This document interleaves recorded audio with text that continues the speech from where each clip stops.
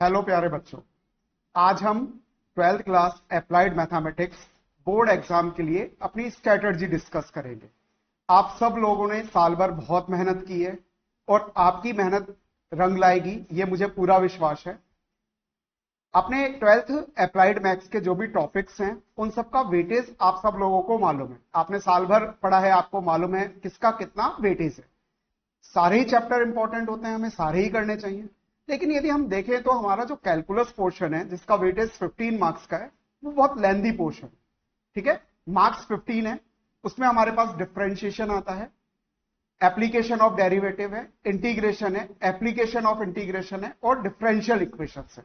Generally differential equation में से objective question पूछा जाता है 1 मार्क्स और 2 मार्क्स का जनरली। ठीक है, बाकी इंटीग्रेशन में से भी क्वेश्चन पूछा जाता है, एप्लीकेशन ऑफ डेरिवेटिव में से भी क्वेश्चन पूछा जा सकता है, और एरिया वाला जो टॉपिक न्यू ऐड हुआ है उसमें से एरिया ऑफ इंटीग्रेशन, उसमें से भी इस साल क्वेश्चन आ सकता है।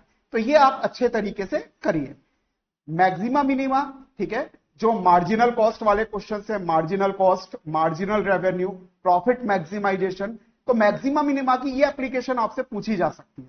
मैक्सिमा मिनिमा की वर्ड प्रॉब्लम्स जो है, ठीक है, वो अपने कोर्स से इस साल डिलीट कर दिए, तो उस पर हमें इंफेसिस नहीं करना है। बुक्स में है, ठीक है, सारे नोट्स बुक्स में आपको वो मिलेंगी, लेकिन उस पर आपको इंफेसिस नहीं करना है। मैक्सिमम आपको जो इंफेसिस करना है वो मैक्सिमम मिनिमम में आपके जो प्रॉब्लम्स है, profit maximisation, revenue function minus cost function, तो हम प्रॉफिट फंक्शन आता है उसको हम कैसे मैक्सिमाइज करें, उस पर आपको क्या करना है, फोकस करना है। इसके अलावा जो इंपॉर्टेंट चैप्टर है, अपनी फर्स्ट यूनिट है नंबर्स, क्वांटिफिकेशन, न्यूमेरिकल एप्लीकेशंस, ठीक है ना। तो ये आपके 11 मार्क्स का टॉपिक्स हैं और बिल्कुल इजी क्वेश्चंस आते हैं इसमें से। तो इसको आपको एक तो अच्छे तरीके से करना है। एल्जेब्रा जो है वो भी अपने पास 10 मार्क्स की है और बहुत ही इजी है। ठीक है, डिटर्मिनेंट्स और मैट्रिसेस हैं, बहुत इजी टॉपिक है, ये आपको करना है। ध्यान रखना, आपका जो इनवर्स वाला क्वेश्चन होता है, दो मेथड होते हैं, एक तो क्रेमर्स रूल और दूसरा रूल है उसको हम मैट्रिक्स रूल बोलते हैं। इन दोनों मेथड में से किसी भी एक मेथड पर क्वेश्चन जरूर आएगा और ये क्वेश्चन भी ज्यादा मार्क्स का आएगा। मतलब या तो आपसे केस स्टडी में पूछेंगे 4 मार्क्स में, या फिर आपसे 5 मार्क्स में भी पूछ सकते हैं।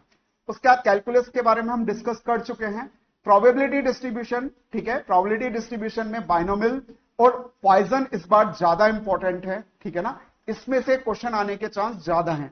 वैसे तो सब में से ही पूछ लेते हैं क्योंकि 10 मार्क्स का है, तो इसमें ऑब्जेक्टिव क्वेश्चन भी पूछते हैं, शॉर्ट आंसर टाइप क्वेश्चन भी पूछते हैं और हायर मार्क्स वाले क्वेश्चंस भी पूछे जाते हैं, ठीक है ना।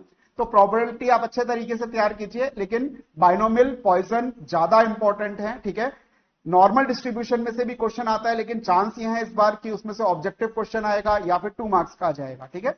उसके बाद हमारे पास इन्फ्रेंशियल स्टैटिस्टिक्स है। इन्फ्रेंशियल स्टैटिस्टिक्स में 2 मार्क्स का क्वेश्चन पूछ सकते हैं आपसे और बाकी 3 क्वेश्चन आपसे ऑब्जेक्टिव में पूछ सकते हैं, ठीक है। तो इस तरीके से इस चैप्टर को फ्रेम किया गया है कि इसमें से 3 ऑब्जेक्टिव आएंगे और 2 क्वेश्चन क्या आएंगे अपने पास, सॉरी, एक 2 नंबर का क्वेश्चन क्या आएगा आपके पास, सब्जेक्टिव आएगा, ठीक है। टाइम बेस्ड डेटा बिल्कुल इजी चैप्टर है, इसमें से बड़ा क्वेश्चन आता है 5 मार्क्स का और एक क्वेश्चन आपको ऑब्जेक्टिव में मिलेगा, थियोरेटिकल क्वेश्चन मिलेगा, उसकी आप प्रिपरेशन करिएगा। फाइनेंशियल मैथमेटिक्स बहुत इजी चैप्टर है, ठीक है ना, बस थोड़ी सी कैलकुलेशन हमें करनी पड़ती है।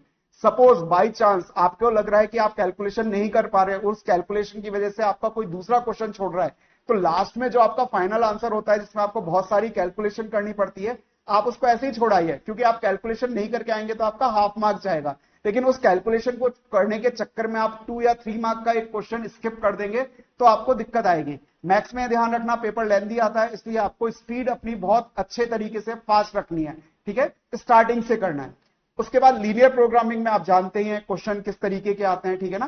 क्वेश्चन जो भी अपने पास हैं क्वेश्चंस लीनियर प्रोग्रामिंग में, उसमें ग्राफ का पॉइंट आपका मैच करना चाहिए, नंबर उसी के होते हैं। जो भी एग्जामिनर कॉपी चेक करेगा वो आपका ग्राफ का पॉइंट देखेगा कि ये मैच कर रहा है या फिर नहीं कर रहा है, तो इसका आप ध्यान रखिएगा। तो ये तो अपना जो करिकुलम है, अपने चैप्टर्स है, उनकी वेटेज क्या है उसके बारे में हमने डिस्कस किया, क्या क्या आ सकता है क्या क्या नहीं आ सकता है, ठीक है, वो हमने डिस्कस किया। अब हम डिस्कस करते हैं कि अपना पेपर हमें किस तरीके से अटेम्प्ट करना है। तो बेटा, मैं निखिल भार्गव, मैथ्स सीए में और 11-12 में लास्ट 26 ईयर से पढ़ा रहा हूं और अपने एक्सपीरियंस से मैं आपको ये बताना चाहता हूं कि किस तरीके से आपको पेपर अटेम्प्ट करना है ताकि आपको उसका बेनिफिट मिल सके। जो भी पेपर है आपका उसमें आप ऑब्जेक्टिव क्वेश्चन स्टार्टिंग में मत करिएगा, क्योंकि ऑब्जेक्टिव क्वेश्चंस में बहुत सारे क्वेश्चंस ऐसे भी होते हैं जो थोड़े से लेंदी होते हैं और उनको करने में स्टूडेंट्स टाइम ले जाते हैं। बाद में टाइम की कमी मिल पड़ती है तो 5 मार्क्स या 4 मार्क्स के क्वेश्चन छोड़ करके आते हैं। तो ऐसी गलती आपको नहीं करनी है। सबसे पहले आपको 5 मार्क्स और 4 मार्क्स के क्वेश्चन करने हैं। सेक्शन डी और सेक्शन ई आपको करना है, ठीक है। वो कंप्लीट करने के बाद आप 3 मार्क्स वाले क्वेश्चंस पर आएंगे, सेक्शन सी पर आएंगे। उसके बाद आप सेक्शन बी पर आएंगे जिसमें 2 मार्क्स के क्वेश्चंस हैं। लास्ट में आप ऑब्जेक्टिव क्वेश्चंस करेंगे, क्योंकि देखा गया है कि ऑब्जेक्टिव क्वेश्चंस और इवन जो आपका सेक्शन बी है 2 मार्क्स का, उसमें भी कुछ क्वेश्चंस लेंदी आ जाते हैं और हम उसमें उतना ही टाइम लगा देते हैं जितना हम 4 या 5 मार्क्स के क्वेश्चन में लगा रहे हैं। 5 मार्क्स का जो क्वेश्चन है उसमें टाइम लिमिट करीब करीब 15 मिनट से ज्यादा आपका एक क्वेश्चन में नहीं लगना चाहिए, ठीक है। यदि उससे ज्यादा लग रहा है तो इसका मतलब आपका पेपर आगे जाकर के छूटेगा। तो आप जब भी काम करें, अपना पेपर स्टार्ट करें, आपको टाइम मैनेजमेंट अच्छे तरीके से करना है बेटा।